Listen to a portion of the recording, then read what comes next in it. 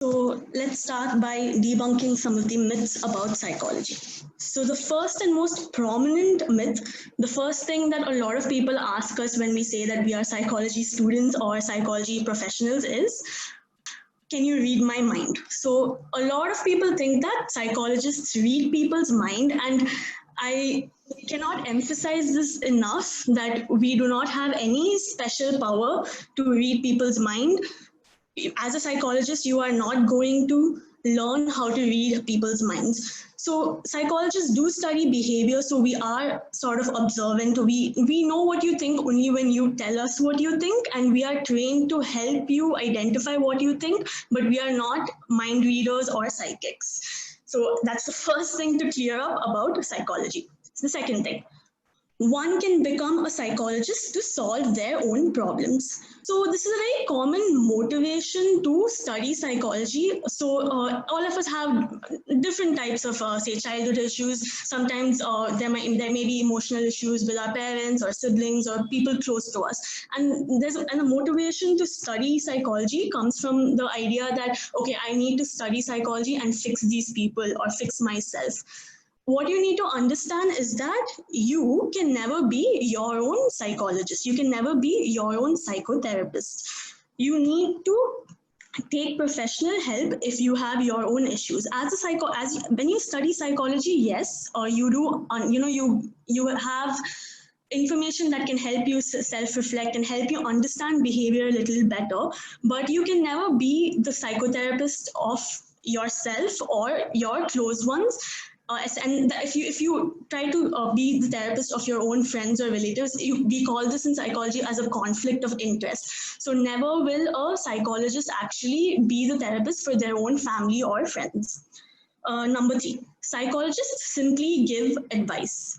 So this is also something that we hear often, that, okay, what's the point of studying psychology? They just give advice. Anyone can do that. So one thing about this is that psychologists or psychotherapists are actually not supposed to give advice to their clients. We are supposed to guide our clients to make their own decisions, but not tell them what to do. So we aren't supposed to exactly directly give them advice. Sometimes, yes, we do give professional advice and some general tips, and this is very different from regular kind of advice, and you need to be professionally trained to even suggest these things. So, for example, to think about suicide prevention. If somebody who is not professionally trained tries to give advice about preventing suicide, there might be more damage than good might end up happening, which is why psychologists don't simply give advice, and we go through years of training to do what we do. So do not take psychologists for granted.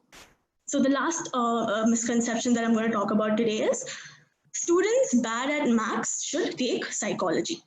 So a lot of people don't want to do science or maths, and they take psychology to run away from numbers. As a kid, they think that if I take psychology, I don't have to deal with maths. I hate maths. So it might come as a surprise to you, but psychology is large. A large part of psychology involves statistics, differential and inferential statistics. Psychology is a very research-based subject. So there's a lot of quantitative research which involves statistics, and you might escape from maths if you take psychology from at the 11th grade to 12th grade high school level, but at the undergrad and postgrad level, you will not be able to leave maths, and statistics and psychology go hand in hand. So you need to be aware of that before you decide to study psychology. So if psychologists do not do these things that we have been wrongly thinking that that's what they do, so what do psychologists really do? So if I have to say generally, psychologists study human behavior. And this behavior can be both normal and abnormal behavior. So if you've been thinking that psychologists only work with people with a mental health illness, that is not necessarily true.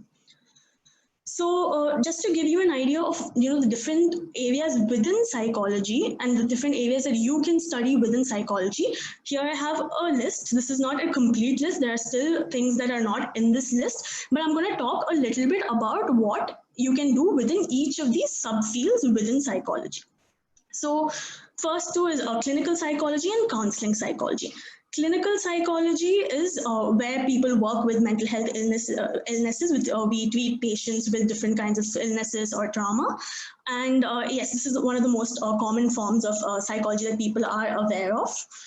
Counseling psychology is quite similar to clinical psychology, but generally counseling psychologists work with milder mental health illnesses like depression, anxiety, stress, while clinical psychologists tend to work with a little more severe and clinical mental health illnesses like psychosis, bipolar disorder, so like with people who may be having hallucinations and delusions. So they work with more clinical population, but both clinical psychologists and counseling psychologists are often trained in somewhat similar areas like providing psychotherapy.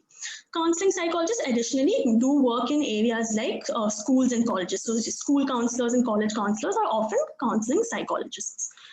Counseling psychologists, usually the minimum qualification to become a counseling psychologist is a master's degree. Next, you have organizational psychology. So organizational psychology or HR psychology, human resource psychology.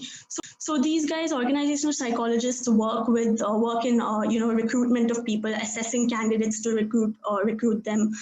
They work in improving productivity at the workplace, and what else? So generally to do with managing mental health and stress in a workplace, as well as a lot of assessments and different things. So the common position in organizational psychology would be with the HR team of corporate organizations or even smaller organizations. And organizational psychology is something that you can take up at the master's level, even if you have a degree in things like commerce, business studies, BCom, etc. So in fact, those combinations are quite valuable when you're looking for jobs within the HR field. So even if you want to change careers and go into organizational psychology, most of the time it would be quite possible to do that if you already have a degree in something else. Next, I'm going to talk about consumer psychology. So consumer psychologists study consumer behavior. They try to understand why somebody wants to buy a product, why are certain products attractive. So consumer psychologists have a lot of scope in things like marketing and market research and to promote products. There's also scope in advertising in this field. Next, there's forensic psychology. So forensic psychology is the application of psychology in the legal area. So forensic psychologists have a number of roles like testifying in court about the mental state of the victim or the perpetrator. They may also be involved in lie detector tests. They're also involved in rehabilitation of prisoners, rehabilitation of victims of a crime, and things like that. So that's also another interesting area in psychology. Next, I'm going to talk a little about health psychology. So health psychology today is a very important field today, because especially with the pandemic going on. So health psychology, what health psychologists do is they work with patients of health anxiety. Health anxiety refers to when you are worried about getting a disease. So that's what's very prominent now, right? Everyone is worried about contracting the coronavirus, or everyone's worried about how their mental health because of being in isolation. So health psychologists help people deal with physical illnesses and the psychological complexities that are associated with physical illnesses. So one other popular field within health psychology itself, which is coming up in India right now, is psycho-oncology. So oncology, as you all might know, refers to cancer. So as you know, cancer is quite a gruesome disease, and there's a lot, dealing with cancer is not an easy thing for the patient or for the family of the patient. So you need a lot of psychological support to deal with a disease like cancer, and this is what psycho-oncologists do as well. Next, I'm going to talk about cognitive psychology. Cognitive psychology is a more theoretical field within psychology. Cognitive processes are mental processes like thinking, decision making, feeling, etc.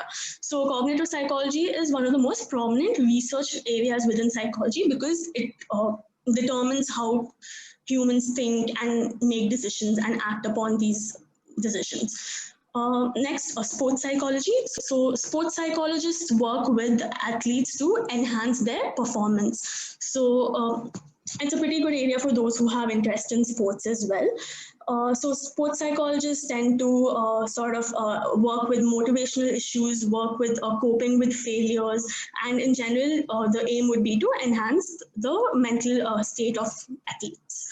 Neuropsychology is an area where the psychologists focus on the role of the biological brain in certain different disorders. So neuropsychologists tend to work more with people like Alzheimer patients, or people who have gone brain injury and have lost function of certain parts of the brain, etc. Next, cultural psychology. So often when you are working with people, you need to be very aware of their cultural context. India is such a diverse country where different people come from different communities, and each community has its own rules and regulations. And if you aren't aware of that, you will not be able to really understand the client well enough to help them. So cultural psychology focuses on the importance of these sort of cultural factors in understanding human behavior. So this is not a complete list of the various options within psychology. This is only some of the more common ones that I have gotten into. But I hope that what you understand from this is that being a psychologist doesn't mean that you necessarily have to work with mental illness patients alone, and that you have many different opportunities. So this is not a complete list of the various options within psychology. This is only some of the more common ones that I have gotten into. But I hope that what you understand from this is that being a psychologist doesn't mean that you necessarily have to work with mental illness patients alone, and that you have many different opportunities. So moving on, so not everyone knows very well exactly what the difference between different mental health professions are. If you have a particular problem, you may not specifically know whether you should go to a psychologist or a psychiatrist, and what is the difference between the two actually. So that is something I specifically want to clear up today. And this is specifically the role of psychiatrist and clinical psychologist in India, because different countries have different laws and different responsibilities for these roles as well. So first, to start with, the difference in educational qualifications of a psychiatrist versus a clinical psychologist. So a psychiatrist is someone who has completed their medical school, MBBS degree, and then completed their doctorate of medicine, MD in psychiatry. Only then is somebody a psychiatrist. A clinical psychologist will have to come in India to. So in India, you need a license to practice as a clinical psychologist in a hospital. And this license is given by a body known as RCI, Rehabilitation Council of India.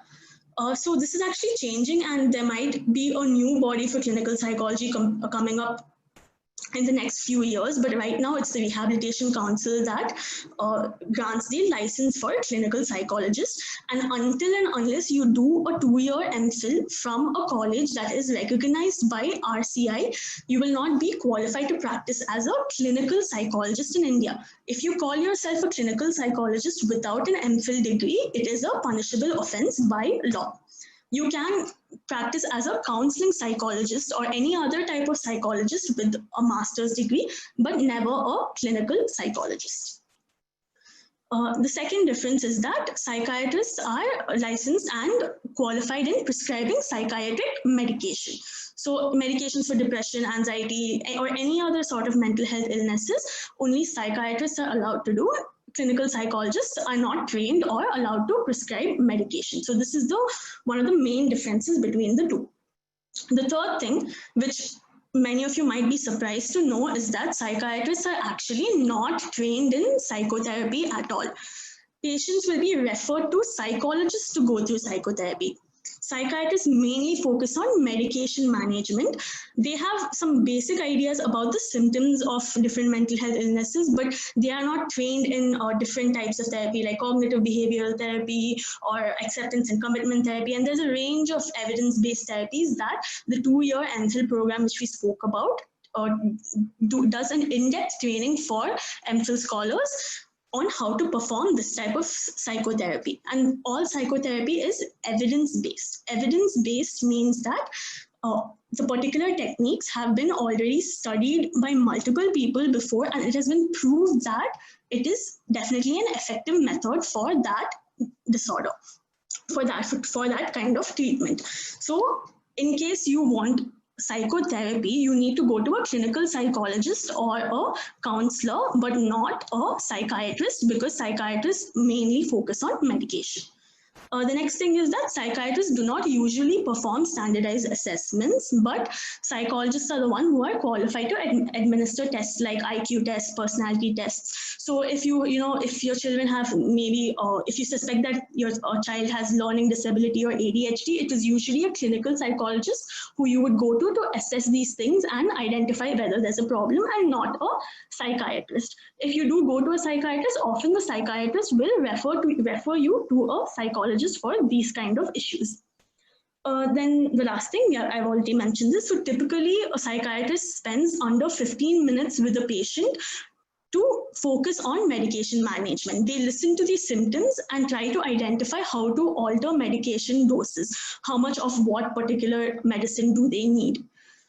So they're not the ones who you sit and open up to about your problems. So this is what a clinical psychologist do. Sessions are pre-scheduled for a particular amount of time, and usually it's a 1-hour session, and all your symptoms and all your issues are addressed in depth by clinical psychologists or counselors. But this is not the role of a psychiatrist. So I hope that this clarifies the difference between the two.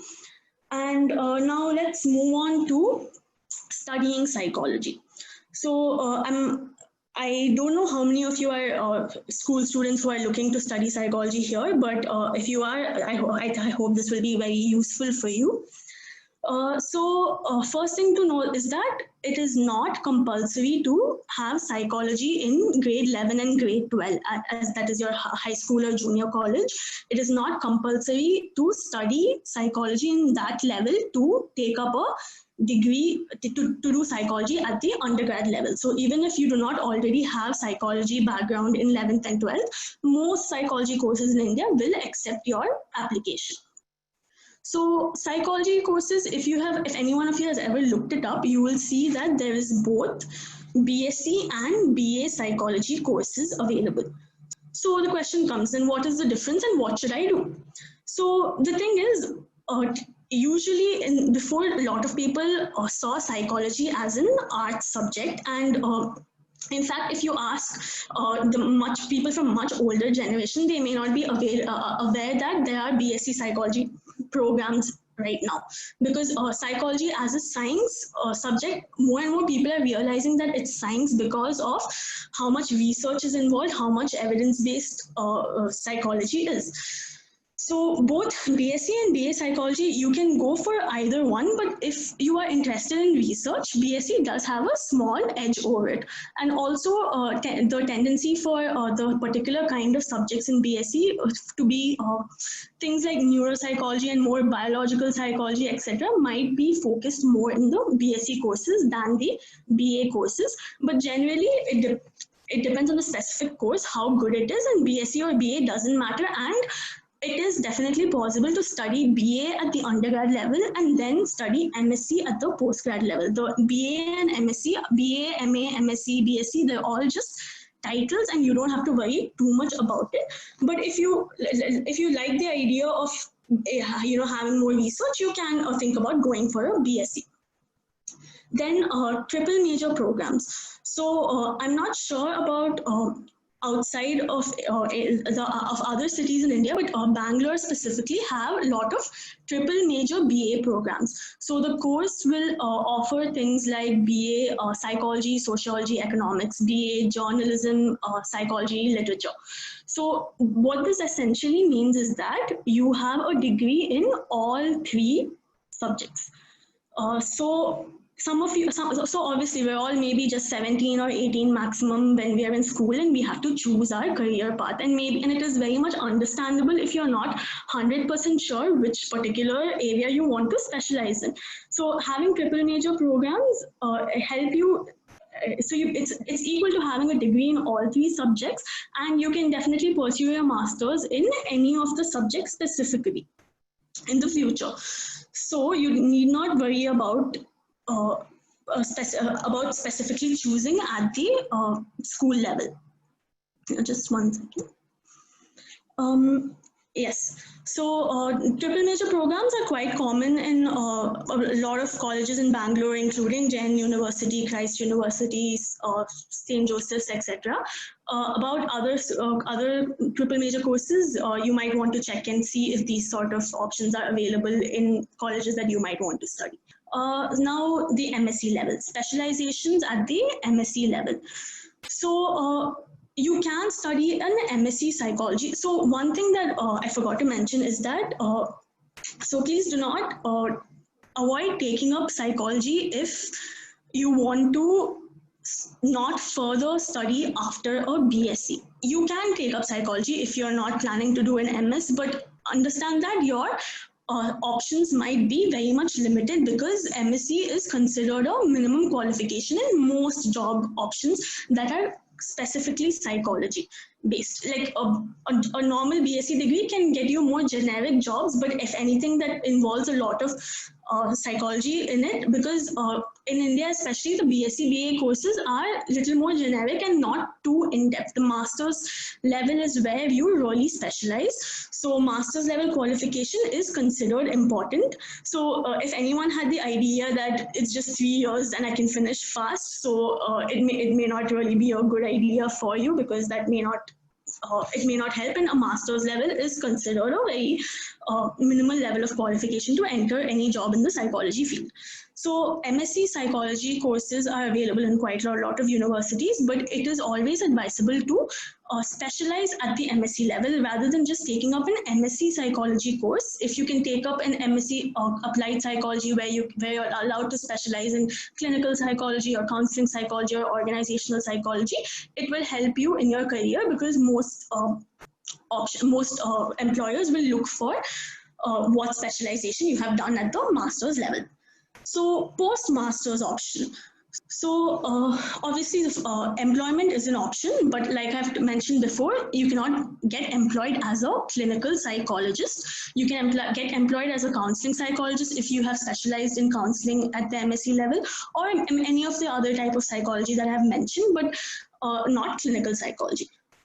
So post-MSc, you can write entrance exams in different colleges to enter an MPhil course where you will be particularly trained to become a psychologist. So why MPhil training is important is because it is only at the MPhil level where you will be under a already registered practicing clinical psychologist who will be guiding you how to work with patients. So because you have that, having that supervised practice is important to be properly trained to deal with mental health patients. So apart from these options, there's also the options of clearing UGC NET exam. NET stands for National Eligibility Test. UGC NET is considered the minimum qualification after masters. So you need masters to write the UGC NET first of all. And most universities, when they're hiring lecturers, they ask you whether you have cleared the UGC NET exam. Also, if you clear the UGC NET exam, you'll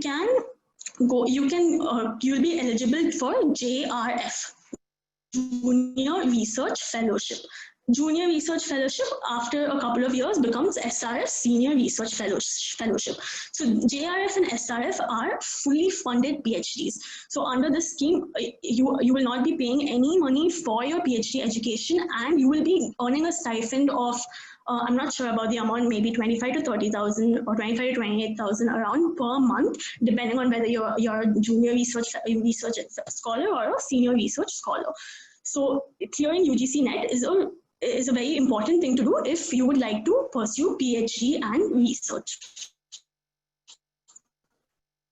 in India. So yes, so this is the general idea about psychology at different educational levels. So moving on, how do I choose where to study? So moving on, how do I choose where to study? So I do not want to give you just a list of universities because that's something you can find on the internet, and plus it's a very long list and I cannot go through it right now. But what I want to do is tell you what factors to consider when you decide where to study. And this is not applicable just for psychology, but it's actually applicable for any subject that you want to study. How do you choose where to study? So the first thing, course structure. I really suggest that let's all try to be more informed, and let's not just sign up for a course without knowing what is actually in the course. So nowadays most universities will publish their syllabus on the course itself. So you will be able to tell exactly what subjects are there in that particular BSc, BA, MSc, whatever program it is. So you will know whether you really are interested in the subjects that they are teaching. And specifically for psychology, look for courses where a research project is compulsory or an internship is compulsory, because these research and internships or practical experiences are very important components of psychology. And if you see that the course has course credits for these components, you know that there is some quality to your education when it comes to psychology. So always prefer courses that have research and internships as a part of the course. Second thing is NAAC grade. So NAAC stands for National Assessment and Accreditation Council. So any university that has a grade of A or above, as given by NAAC, is considered a good university in India as well as abroad. So everywhere a high grade university is recognized, and you have some assurance that you are indeed going to a well-established, respected university. So avoid going to any university that has a grade below A. The next thing is location and fees. So location and fees, obviously the first thing is your own convenience and your own family situation that you'll have to factor in when making the decision of where to study. But apart from that, location, so one thing is if financially and if your home situation allows you to move out of your home and study in a different city outside, I would always recommend it, because there's so much personal growth that can happen when you are away from home, and your education experience should offer that to you as well. So even your lifestyle during your education matters, and if staying in a hostel is affordable for you, it is something that you should always consider. Apart from this, for psychology specifically, I personally would recommend larger cities just because they have more opportunities there. So consider a city like Bangalore, where we are based now. We have so many different kinds of counseling centers, mental health clinics, hospitals, and psychology is quite popular in that city because the National Institute of Mental Health and Neurosciences, NIMHANS, is based in Bangalore. So what happens is that you're exposed to so many different events in so many different places that you end up learning more than you might have somewhere else. So in that way also location can matter, but obviously location, it all depends first on your convenience and your financial ability to move to different places. Next, department events. So this is similar to what I just said. If you see that your department is organizing more conferences, more competitions, etc., you know that department is a little strong in that university and the department has some value to it. So if they're organizing conferences, that means that they do have faculty who do their own research as well most of the time. So you will know that your course that you have some advantages of studying that course in that college if you look at the department events. And most of this information is found on college websites. So reputation, especially when it comes to psychology colleges, reputation is a little hard to just figure out using online sources, because most lists that tell you about the top colleges are for marketing and just it's different colleges calling themselves a top college. So reputation is something you can identify by talking to people, by going and visiting the college, talking to the students who are in the course presently. That would be your seniors. So those are some of the ways where you can identify reputation and reputation of the course and the college. Last, I'd like to talk about distance education options. So distance education is a very good option for people who want to say change careers now to psychology, but they don't want to go to full-time education. It might be because they feel like they are much older, or it might be because they don't want to leave their well-paying job now. So distance education is always an option for you all. And in India, there are some pretty good distance education options like Indira Gandhi National Open University. So they are the largest provider of distance education in India, and they have some good distance education psychology programs where they, again, the same rules that I've already said works for this as well. And so some distance education programs have research and practical internships as a necessary component. You'll have to show proof that you have done internships to get your final degree. So you know that these distance education options are also quite good, and you do learn something from them as well. So these are some of the things that you should consider when you're trying to decide where to study.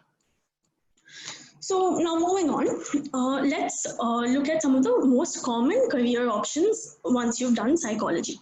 So usually the three most common options are practice, teaching, and research. So clinical practice, already we know what it is. It's when you work in psychiatric hospitals or rehab centers or clinics, when you're directly interacting and trying to help people with different kinds of mental health illnesses. Teaching is quite a common thing, especially because a lot of people are passionate about psychology, but they realize that clinical practice is not for them when they realize that you need to work with so many people with so much trauma, and you need to be able to be empathetic to them, understand their trauma, but yet not let it affect you at the end of the day. So there's a lot of delicate work-life balance in clinical practice. And I personally know a lot of my teachers who ended up leaving clinical practice for teaching because they thought it was too stressful, the clinical practice area was too stressful. So teaching is a very common field, and if you like working with children, with students, etc., it can be your field. Then research. So research can be academic or applied. Academic research is when professors in universities often they research on their area of interest with the aim to publish it in academic journals. So the main reason for academic research is just to increase the information that we have about certain concepts. Applied research, on the other hand, is when you're using psychology research to solve real-life problems. So I can give you one example of my friend who is currently working in a cognitive research area, where she's working on how children learn through online programs, online games, etc. And the aim of their organization is to improve the way children learn and to make them get into experiential learning rather than just mugging up. So the cognitive research that they are doing is going to be applied to schools and school students in Bangalore. So that would be research. Then schools and colleges. So schools and college counselor is a common job option, especially in India, because now it is mandatory for all schools and colleges to have at least one counselor. So the demand for this area is quite high as well. Then human resource. So human resource is one of the lucrative fields within psychology. So a lot of people tend to go for this as well.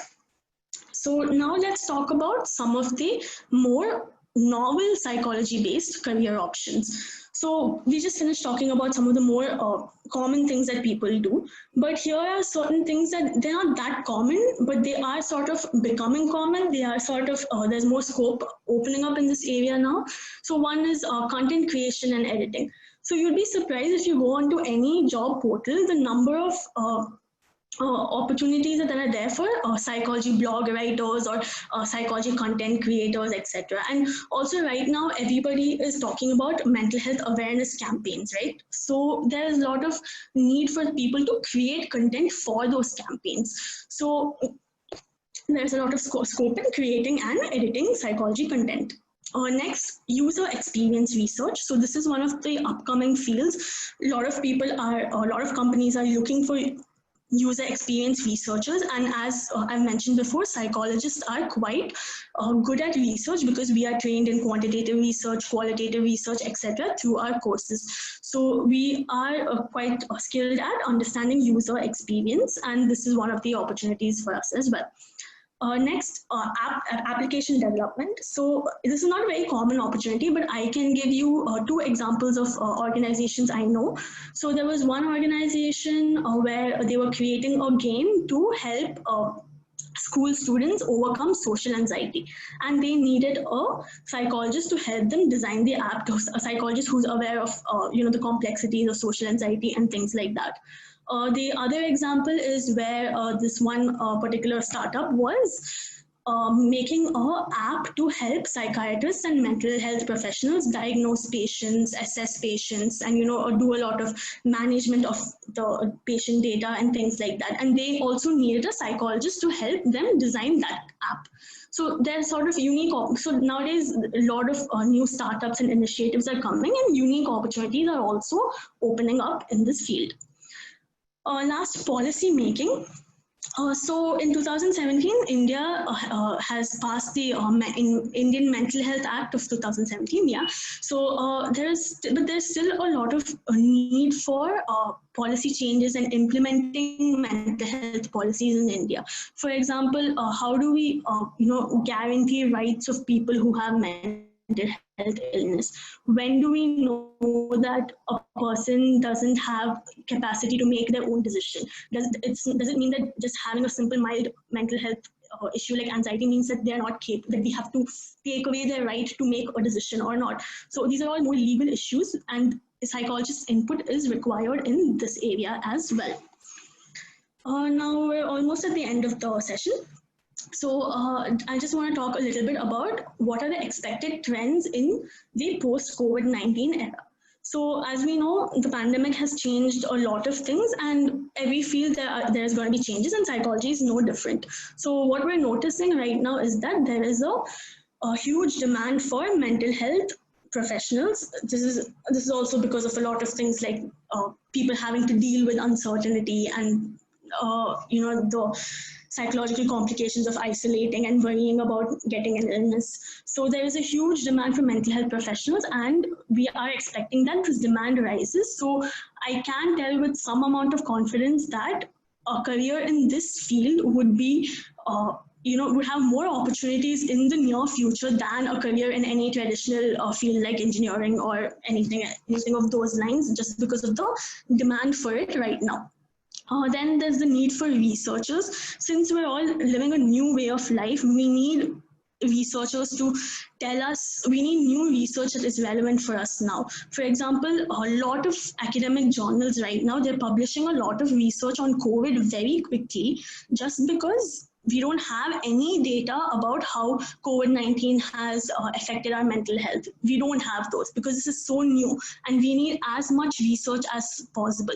And research is always falsifiable. Falsifiable means that even though we prove something once, it is always possible for another research to prove something else. Only if many people conduct the same research in different ways and at different places and prove that it is true is the only way we get concrete data. So there is a lot of scope for research right now, and psychologists, as I've already mentioned, have a lot of experience and are good at research. The next is role of telemedicine. So telemedicine is nothing but technology-assisted medicine, and in our case, technology-assisted therapy and counseling. So now because of social distancing norms and lockdown norms, all psychologists have taken to doing online counseling and offering online therapy. So there is also a need now for patients and counselors to get more accustomed to delivering therapy in this method. So we need to have more training in how to recreate the same kind of environment that we have when we're doing face-to-face communication in online counseling and therapy. The last thing is need for educational and organizational counselors. So we're also expecting a lot of scope in this area, because now all institutes are starting to change their curriculum to online based. So educational counselors or educational psychologists are needed to understand how this can be done to help people change the curriculum to an online based mode. Organizational counselors are needed because everybody now, they're working from home, and there might be different issues and different stressors to deal with when you are working from home. How do you maintain work-life balance when you are working from home? So organizational psychologists also have a lot of scope right now because of the current situation. So for now, this is it.